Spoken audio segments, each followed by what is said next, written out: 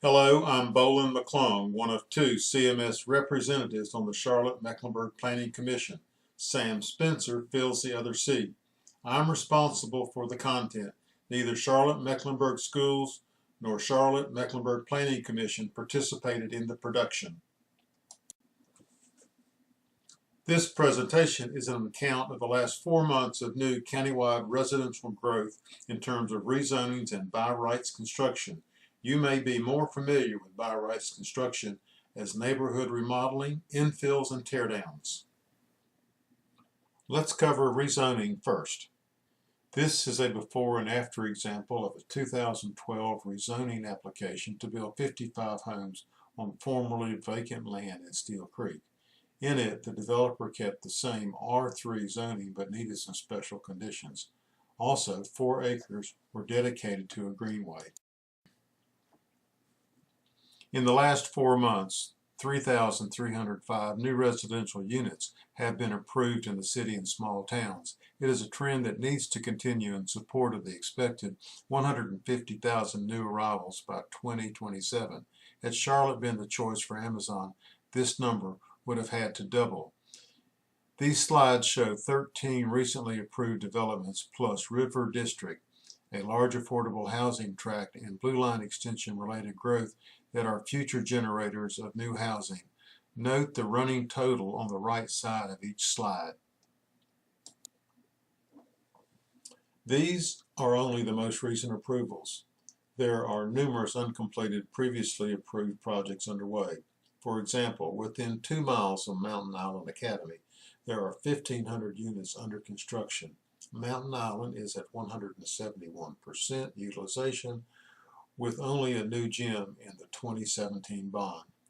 While the 2013 and 2017 bonds will provide some new classrooms to accommodate the growth projected in these slides, there is nothing in the bonds to cover the Davison, Cornelius, and Huntersville growth.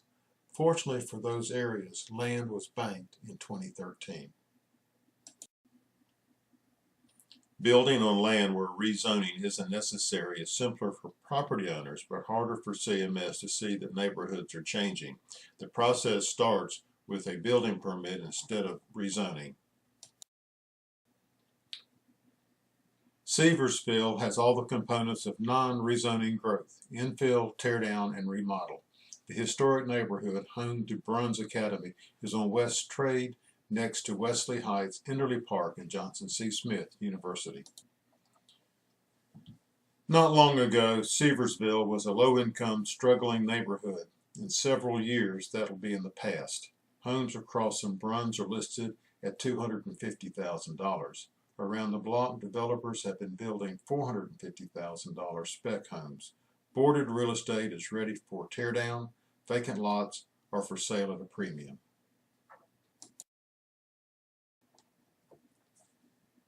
Before Seversville began to change, Wesley Heights made the transition. Next in line is Enderley Park.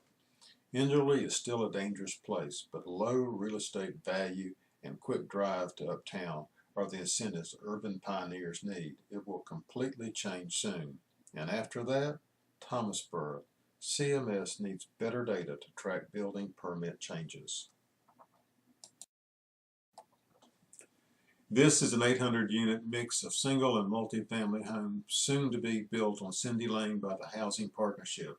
CMS Planning predicts it will add 141 students to Statesville Elementary, 70 to Ranson, and 101 to West Charlotte.